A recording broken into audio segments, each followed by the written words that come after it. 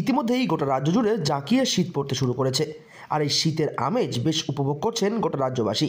তবে শীতের আমেজে বেশিরভাগ মানুষের অসুখ দেখা দেয়। তবে এই অসুখের মধ্যে সবচেয়ে বেশি দেখা যায় গলা সংক্রান্ত সমস্যা। বেশিরভাগ মানুষ সম্পূর্ণ শীতে গলা কিংবা টনসিল সংক্রান্ত নানান সমস্যা জর্জরিত হয়ে থাকেন। কি বলছেন বিশেষজ্ঞ ডাক্তার, আসুন জেনে নিই। শীতকালে সাধারণত উত্তর পূর্ব মৌসুমী বায়ু থেকে যে সমস্যাগুলো হয়, সাধারণত স্ট্রেপ্টোকক্কাস বা স্ট্যাফিলোকক্কাস ব্যাকটেরিয়া বা রোটা ভাইরাস, এদের প্রাদুর্ভাব জড়িত গলায় ব্যথা বা গলায় ইনফেকশন বা ফ্যারেঞ্জাইটিস, সঙ্গে কান ব্যথা বা ভাইরাল ফিভার, এগুলো সাধারণত বেশি দেখা যায়।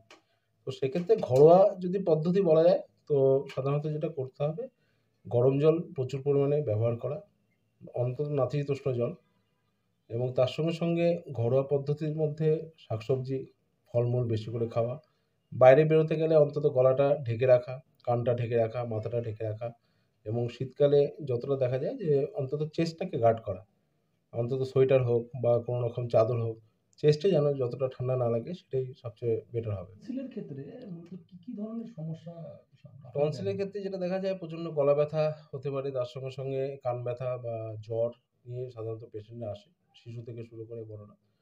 এবং সেক্ষেত্রে সাধারণত যদি হয়, কখনো ঘরোয়া পদ্ধতিগুলো মেনে চলা উচিত বেশি করে। সেক্ষেত্রে যতটা পারা যায় নাতিশীতোষ্ণ জল খাওয়া, হ্যাঁ? এবং তার সঙ্গে ঠান্ডা না লাগানো, হ্যাঁ? সেগুলোই সাধারণত মেনে চলতে হয়। আর গুরুতর সমস্যার ক্ষেত্রে ডাক্তারের সঙ্গে পরামর্শ করা উচিত অবশ্যই। অনেক ক্ষেত্রে কি টনসিলের ইনফেকশনও তৈরি হয়? হ্যাঁ, সেক্ষেত্রে টনসিল ইনফেকশন হতে পারে। সেক্ষেত্রে both sided bilateral follicular tonsillitis হতে পারে। যদি আরেকটু, হ্যাঁ, টনসিল ফুলে যাওয়া, টনসিল ব্যথা, টনসিল ব্যথা থেকে জ্বর, সেগুলো হতে পারে বাচ্চা থেকে বয়স্ক অবধি। তবে ইদানিং যেটা দেখা যাচ্ছে সেটা হলো ফ্যারিঞ্জাইটিস। প্রচুর পরিমাণে অ্যালার্জিক ফ্যারিঞ্জাইটিস এর পেশেন্ট দেখা যায়। যে গলা ব্যথা, গলার স্বর বসে যাওয়া, প্রচণ্ড শুষ্ক কাশি এবং দীর্ঘদিন ধরে কাশি। এটা ২ থেকে ৭ দিন যেটা আগে ছিল, এখন থেকে ১ মাস, ১.৫ মাস ধরে চলে যাচ্ছে। তো সেক্ষেত্রে ডাক্তারের পরামর্শ অবশ্যই নেওয়া উচিত।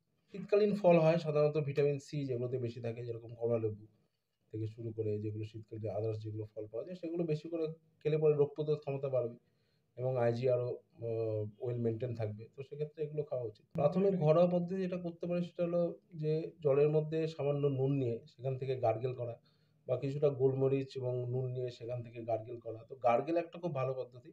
আরেকটা যেটা করতে পারে, যাতে সর্দি কাশি সাইনাসে বেশি জমে না যায় বা নাক বা নাকের অধঃস্থিত অঞ্চলে বেশি জমে না যায়, তো অনেকে কিন্তু সেক্ষেত্রে একটা গরম জলের বাটি নিয়ে, হালকা গরম জল, এবং সেখানে নুন দিয়ে সেখানে ভেপারও নিতে পারে। ভেপার কিন্তু একটা খুব ভালো সলিউশন এখনকার দিনে, এবং কোভিড আ পরবর্তী সময় বা কোভিডের সময় আমরা দেখেছি প্রচুর ভেপারের চল।